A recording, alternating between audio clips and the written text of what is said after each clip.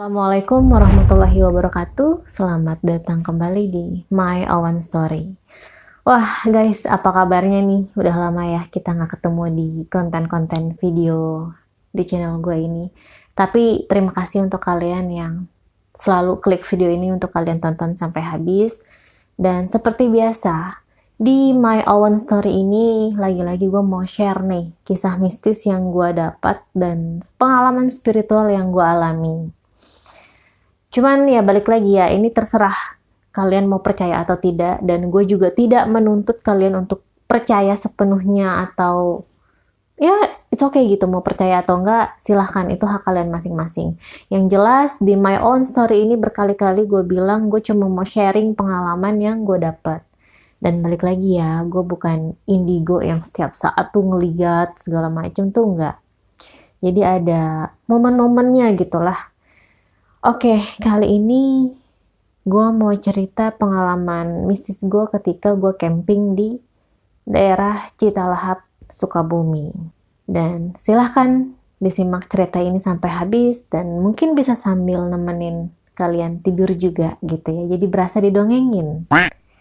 Oke, jadi gue ini ke Citalahap di momen-momen libur panjang, dimana ada cuti bersama dan ada tanggal merah juga.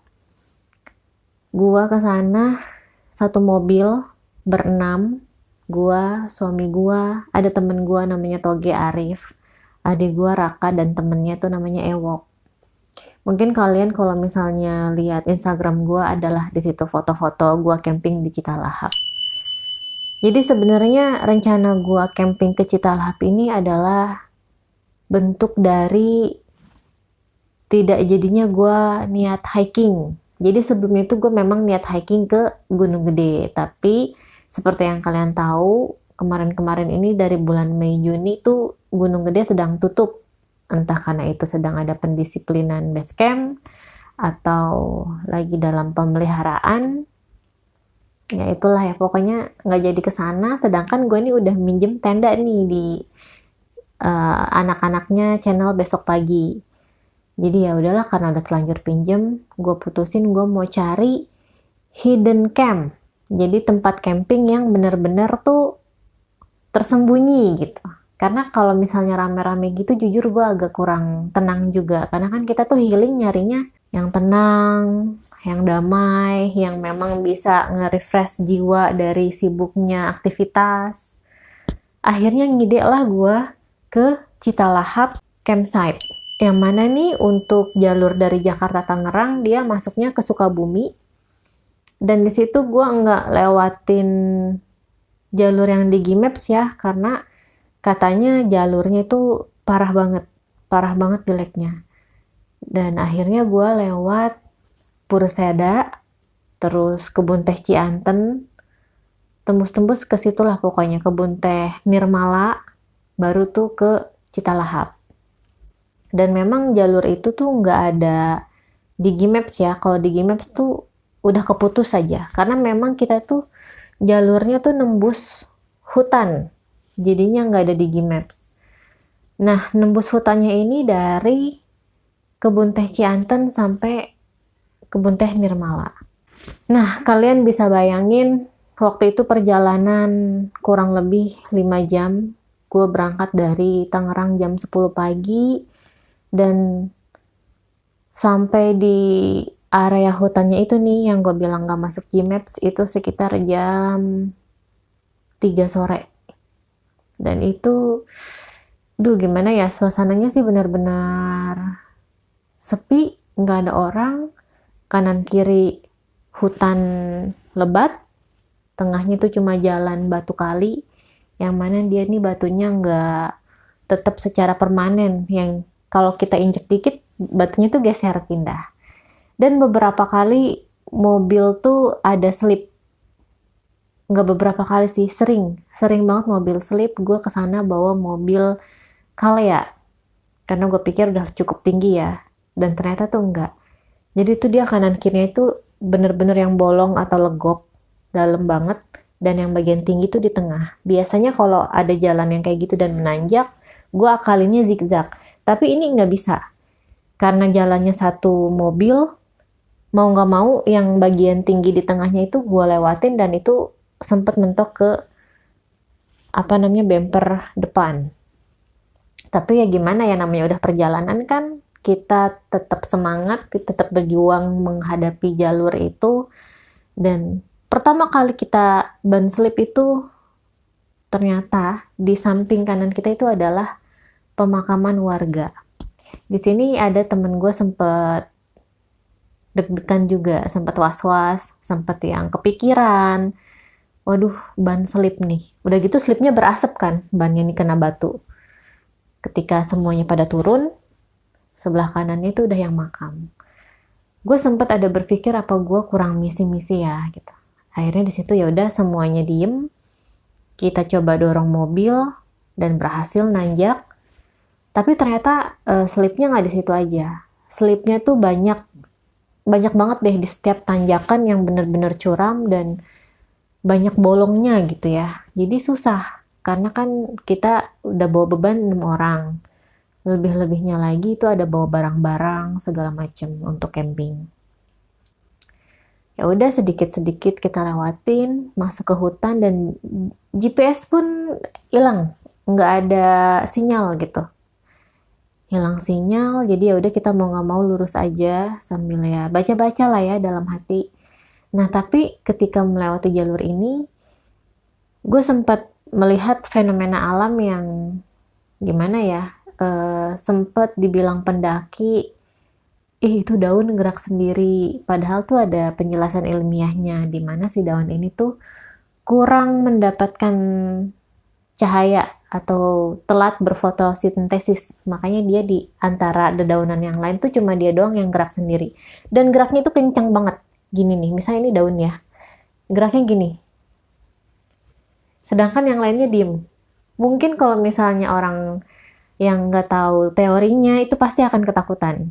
Tapi karena gue juga alhamdulillah ya udah tahu teorinya, jadi ya udah, oh itu fenomena alam. Cuman sayangnya tuh nggak sempat kerekam. Ya karena itu tadi kita fokus sama jalur yang ekstrim. Di jalur itu gue sempat menemukan 3 kali ya ada fenomena alam yang daun bergerak sendiri kayak gitu. Nah, tembus-tembus itu kebun teh Nirmala, di mana ada Curug Macan atau Cimacan kalau nggak salah ya di situ. Dan di situ ada wisata ini juga, jamur bercahaya. Dan ini gue dapet dari Kang Suryana yang jagain campsite Citalahap. Cuman gue nggak sempet ke sana, jadi cuma ya udah, oh kalau malam ada wisata jamur bercahaya di sana, tapi kita nggak samperin karena emang udah capek banget. Dan sampai tuh di sana maghrib, bener-bener maghrib jam 6. Gue sih bersyukur banget ya karena nyampe sana tuh maghrib. Nggak kebayang kalau misalnya kita kemalaman di jalur yang gue bilang tadi, yang kita ngebelah hutan. Itu gimana ya, sore aja tuh udah kerasa gitu, bikin merinding parah. Gimana malam? Nah, singkat cerita, kita semua tuh rencana mau ngecamp di sana 3 hari 2 malam. Karena memang se-PW itu tempatnya guys. Kalian kalau misalnya penasaran silahkan datang ke sana. Cuman gue cuma titip pesen, tolong dijaga lingkungannya. Karena di sana banyak hewan langka, salah satunya kunang-kunang. Terus juga ada owazawa. Dan banyak lagi lah pokoknya. PW-nya itu karena dia benar-benar di samping kali. Cuma ya kalau camping di samping kali, kalian juga harus perhatiin cuaca ya. Kalau misalnya lagi musim hujan, ya agak menjauh dari kali. Takutnya ada air bah. Oke, malam pertama ini kita langsung diriin tenda. Terus aktivitas, masak, ngobrol, segala macem. Dan di sini tuh nggak tahu kenapa ya, kalau misalnya tempatnya yang sesunyi itu, apa ya istilahnya, hening gitu ya, itu udah langsung religius tuh di hati dan pikiran gitu, bawaannya ingat Allah Allah Allah gitu. Sampai nih akhirnya jam 12 malam gue ngide gue sholat. Nah di sini sih sebenarnya ada apa ya, pergolakan batin, tapi bukan pergolakan batin juga sih, lebih ke kita niatnya mau fokus nih, mau sholat, mau mendekatkan diri kepada Allah gitu ya, karena kan lingkungannya juga mendukung gitu, alam dan seisinya. Cuman ternyata tuh yang kelihat pada saat itu tuh nggak cuma alamnya, suasananya, ternyata ada gaibnya juga gitu. Ya, dan Semaha Esa itu gitu Allah menciptakan bumi dan seisinya ya, termasuk dunia gaib. Jadi ketika sholat selesai, di situ gue zikiran, gue yang ingat dosa lah ya, pokoknya benar-benar ingat dosa. Karena di situ sepi banget guys. Itu cuma ada 3 rombongan, dua rombongan tuh jauh-jauh tuh dari tenda gue. Gue sholat di belakang tenda, teman-teman juga nggak ada yang tahu. Nah disitulah gue setelah sholat, terus gue zikir, kapan lagi gitu ya. Di sini di ujung mata gue nih, di ujung mata kan kita zikir gini ya, nunduk. Di ujung mata gue nih sudah ada sosok berdiri. Merinding ya Allah. Sosoknya itu tinggi, besar, hitam. Dia datang tuh cepet set gitu. Cuman gimana ya, namanya udahlah fokus zikir lah, fokus memang itu penghuni sini atau bagaimana. Ya gue cuekin aja. Gue cuekin, terus ketika udah lupa lagi gitu sama itu, udah fokus lagi, tiba-tiba nih sempat ada suara tuh di hati sama pikiran tuh kayak sinkron gitu. Hati, pikiran, tuh sama otak tuh sinkron. Ada suara gini,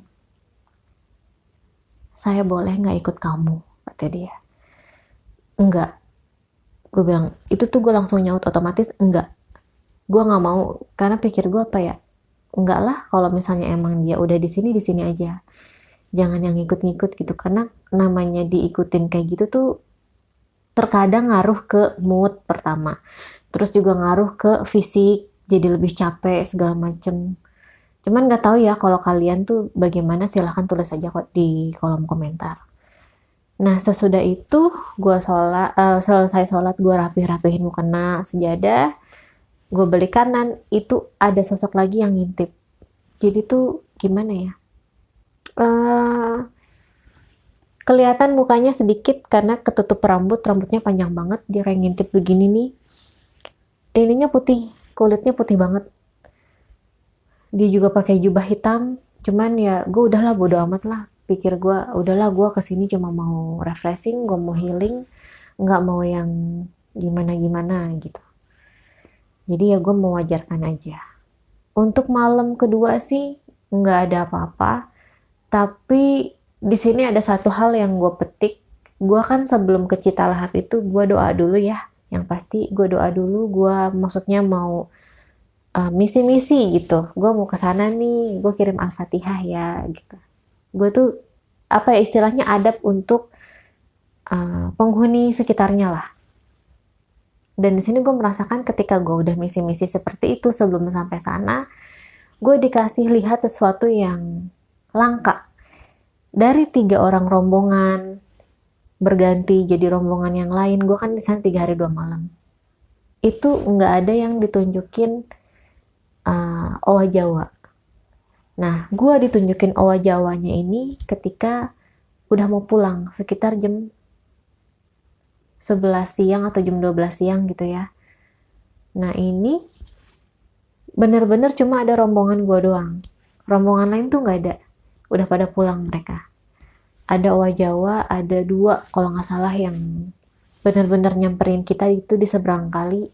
Jadi kelihatan, oh ini yang namanya Owa Jawa. Untuk kalian yang belum tahu, Owa Jawa itu adalah spesies monyet yang langka karena dia punya sifat ketika dia sudah punya pasangan, kalau pasangannya mati atau meninggal, dia juga pasti akan ikut mati dan meninggal karena kesepian. Jadi dia memang sesetia itu, nggak nyari lagi gitu. Makanya untuk reproduksinya itu susah, karena kan dia punya prinsip yang setia gitu ya terhadap pasangannya. Makanya jadinya sekarang populasinya sedikit dan dijadikan sebagai hewan langka yang harus kita jaga kelestariannya. Itu dia. Kedua, gue juga melihat ada kunang-kunang di situ. Pokoknya banyak deh, banyak banget. Jadi bikin kali itu lebih romantis, estetik, Ya pokoknya harus bener-bener dijaga banget lah. Nah setelah pulang nggak ada kejadian apa-apa ya, alhamdulillah lancar-lancar aja. Dan memang kalau misalnya mau ke sana tuh jangan ikutin jalur yang di Gmaps karena memang katanya jalurnya lebih parah.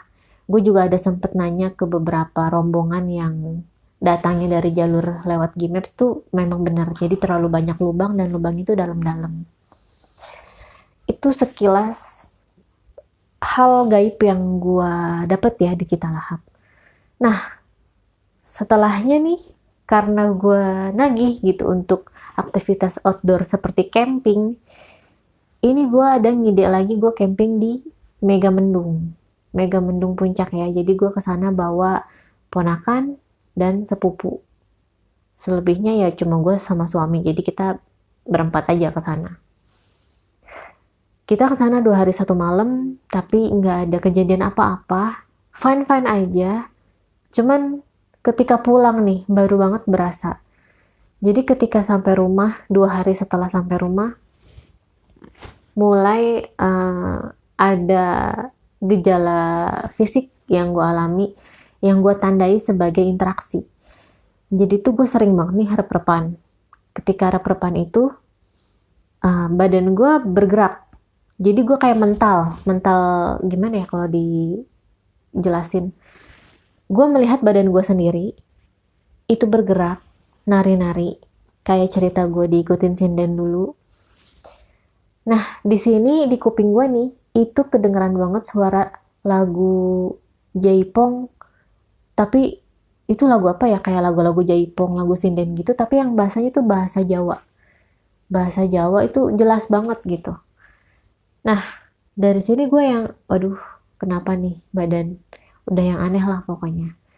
Di saat itu ada suara juga dari suara cewek, dia bilang, saya mau ikut kamu ya, saya ikut kamu, dia bilang. Nah di situ kan gue langsung otomatis ini siapa, nyaut gitu, gue nyaut, dan dia bilang, saya mau ikut di badan kamu, dia bilang. Dia nggak jawab dia siapa, tapi dia nunjukin sosoknya. Ini yang bikin merinding, karena ketika gue interaksi gitu jarang banget ya ada sosok yang nunjukin wajah atau rupanya. Nah jadi sosoknya ini dia punya muka cantik tapi sebelah doang, sebelahnya lagi tuh rusak. Dan pakaian yang dia gunakan gitu ya, ini ada kondenya, terus dia pakai kembang goyang, terus dia juga pakai apa namanya baju sinden gitu. Dan akhirnya ya udah gue simpulin, oh ini sinden. Cuman gue baru ini dapet sinden yang bahasanya bahasa Jawa, karena dia manggil gue juga mbak gitu. Ikut ya mbak. Akhirnya gue bilang jangan di badan.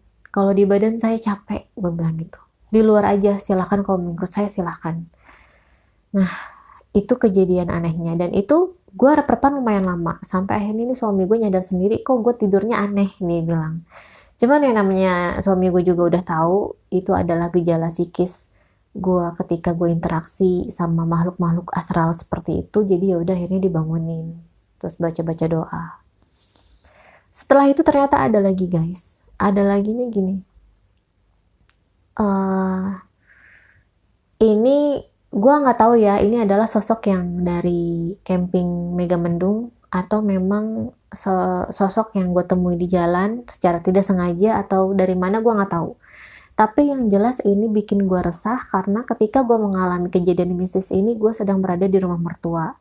Jadi rumah mertua gue dia ada kamar di atas. Gue menginap di sana selama beberapa hari dan lagi enak-enaknya tidur gitu ya, jam 4 kurang tuh tiba-tiba ada suara suami gue bilang, bangunin gitu, bilang gini, sayang gitu. Dan itu gue langsung bangun, gue langsung nyaut, gitu. Bener-bener langsung nyaut saat itu juga. Gue langsung dari tidur gue bangun sambil nyaut, iya kenapa? Sedangkan pas gue lihat laki gue itu dia lagi tidur pules. Bener-bener enggak ngigo sama sekali. Karena kita tahu ya pasangan kita tuh kebiasaan tidurnya seperti apa. Laki gue tuh gak pernah sama sekali ngigo tuh, gak pernah. Gak pernah yang ngigo manggil sayang lah apa segala macam tuh gak pernah. Dan dari situ gue yang udah merinding sendiri, merinding, Terus akhirnya gue putusin, gue lanjut tidur lagi. Tapi ini nggak beberapa lama itu gue langsung gue rep-repan. Di dalam rep-repan gue itu udah banyak nih suara-suara ketawa nih. Ada suara ketawa cowok, ada suara ketawa malampir. Kalian tau gak sih suara ketawa malampir tuh yang di film-film malampir?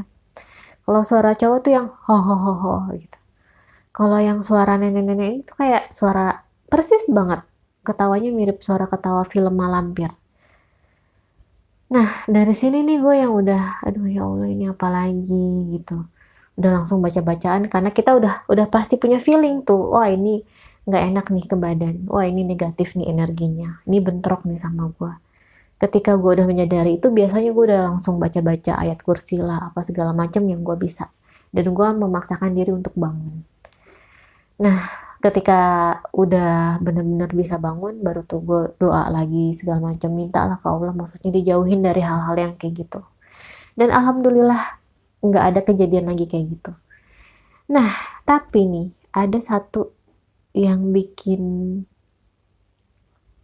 merinding juga sebenarnya, dan ini baru kejadian kemarin malam. Sekarang nih di gue tanggal 17 Juli. Jadi kejadiannya nih malam-malam Senin atau malam Minggu ya. Sorry, malam Senin. Ini lagi biasanya kan kalau misalnya tidur ada beberapa karakter yang tidur tuh langsung pules, langsung lelep. Ada juga karakter yang tidur tapi mikir dulu nunggu ngantuk banget baru pules gitu kan. Nah, gue ini termasuk orang yang nggak bisa langsung tidur gitu aja. Jadi kayak langsung ada mikir dulu sedikit, udah ngantuk banget baru tidur.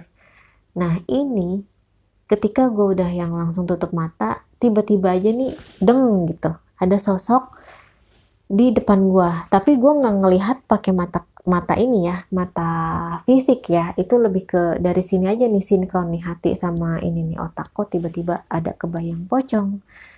Sedangkan gue dalam posisi yang tidak memikirkan hal-hal gaib, tidak yang lagi ketakutan, tidak yang lagi nonton apa cerita-cerita horor juga, karena memang akhir-akhir ini tuh gue lagi sibuk-sibuk banget karena di kantor gue mau ada audit.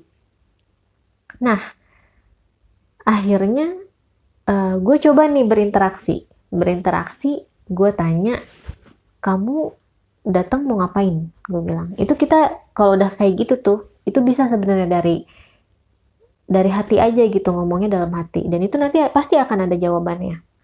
Nah, ketika ada jawaban itu, dia nyautnya gini, mau minta tolong pindahin makam, dia bilang gitu. Beder aja langsung merinding kan, kayak ubun-ubun tuh. Terus gue tanya, makam di mana? Akhirnya dia memberikan visual atau gambaran di mana di sini yang gue lihat tuh bukan pemakaman. Harusnya ya, ini kalau misalnya kita ngomongin logika nih, harusnya ketika dia ada nyaut, tolong pindahin makam. Kalau misalnya memang sugesti gue pasti langsung membayangkan atau menghayalkan suasana pemakaman nih. Tapi ini enggak guys. Jadi dia benar-benar ngasih gambaran visual, dia ada ngegambarin ada satu rumah luas, dia punya teras tapi terasnya itu di samping ya, jadi kalau depan tuh udah langsung pagar, nggak ada terasnya tuh ada di samping. Terasnya lumayan, ada sekitar panjangnya 5 meter, lebarnya 3 meter, dan itu terasnya ditumbuhi sama rumput gajah. Jadi dia ngasih gambaran, nih gue di sini, istilahnya gitu. Terus gue yang, itu mah bukan makam, itu mah emang lo dikubur di situ, gue bilang. Emang kamu dikubur di sana, kamu dibunuh, gue bilang gitu. Oh itu udah langsung, duh Allah apa ya, udah merinding parah lah itu. Kalau misalnya, kalau kalian tanya penampakan pocongnya seperti apa, tentu dengan kain yang lusuh datang. Cuman ya, dia tuh mukanya nih nggak dia kasih lihat gitu. Jadi ya udah polosan aja gitu dengan kain kafan yang lusuh, yang penuh tanah kotor gitu ya, dekil. Terus tuh cuma gimana sih ya kalau pocong ngangguk tuh serem kan ya ininya ya apa apa kain-kain yang di atas kepalanya itu kan cuma gini-gini doang. Ih ya Allah. Nah akhirnya di situ gue nggak mau berinteraksi kayak gini-gini. Gue bilang enggak ah, maaf, mohon maaf banget, ini benar-benar kalau misalnya saya tolong ini repot banget karena saya pun punya kehidupan, gue bilang. Jadi udah ikhlasin aja, gue bilang gitu. Terus ya udah di situ gue dengan paksa bangun karena ketika interaksi itu sebenarnya badan gue udah dalam kondisi rep-repan, udah yang nggak bisa gerak, udah yang nggak bisa nafas. Nah dimulai dari dia menjawab pertanyaan gue yang gue bilang mau ngapain datang kayak gitu, itu udah langsung deng, badan gue udah langsung rep-repan. Cuman karena gue mau menjauhi hal-hal seperti itu karena ini ya apa capek juga gitu, ngaruh ke fisik. Di sisi lain gue lagi capek kerja, ditambah capek kayak begituan, itu lagi gue kurang-kurangin banget. Jadi gue memutuskan mengakhiri interaksi dengan cara gue harus bangun dari rep-repan gue ini. Nah ketika bangun tuh susah, jujur susah banget. Mungkin kalian yang pernah ngerasain rep-repan kayak apa tuh relate lah sama cerita gue. Yang mana akhirnya gue berusaha, gue terus doa, yang geraknya cuma jari ini, jari telunjuk. Jadi gue pas tidur gue gini-gini. Kayak orang, apa ya, amit-amit kayak orang stroke gitu ya. Untungnya, suami gue belum tidur. Jadi dia ketika melihat perubahan aneh di badan gue ketika gue tidur tuh udah langsung yang ngebangunin. Karena sebenarnya kalau misalnya kita mau bangun tuh, kalau lingkungan kita paham gitu ya, itu tinggal digoyang-goyang aja, dibangunin, dipanggil. Misalnya nih Mil bangun gitu. Itu udah pasti lepas dari rep-repan itu. Dan seketika ya langsung putus interaksi. Gue langsung bangun, keringetan pasti, capek juga pasti, ngap, ngos-ngosan, dan langsung cerita, tadi ada yang datang gitu. Ya suami gue cuma, oh ya apa, siapa? Dia udah biasa lah ya ngadepin gue seperti itu. Untungnya suami gue sabar. Tapi untuk kita yang sering mengalami hal seperti itu pastinya capek, lelah, dan segala macam tuh pasti. Makanya gue lagi mengurangi interaksi-interaksi seperti itu. Jadi ketika ada yang datang nih langsung gue putus. Kecuali kalau misalnya gue lagi kurang kerjaan banget mungkin ya, baru gue yang mau menanggapi, oh ya apa, siapa, segala macem. Itu sih. Ya, itulah cerita mistis yang gue alami akhir-akhir ini. Dan sumpah gue juga kangen banget sih cerita kayak gini untuk share ke kalian lagi. Sekali lagi terima kasih untuk kalian yang sudah menonton sampai detik ini, sampai akhir. Tetap terus support channel gue ini. Dan balik lagi ya, cerita gue ini terserah kalian mau percaya atau enggak. Karena tujuan gue di sini gue cuma mau sharing pengalaman yang gue dapet, yang gue alami. Anggaplah ini diary berjalan gue. Ketika gue masa tua nanti, gue bisa lihat lagi jejak digital gue. Oh, dulu gue pernah ngalamin kayak gini. Oh, gue gini. Kayak gitu guys. Oke, sampai ketemu di video selanjutnya. Gue pamit undur diri. Wassalamualaikum warahmatullahi wabarakatuh.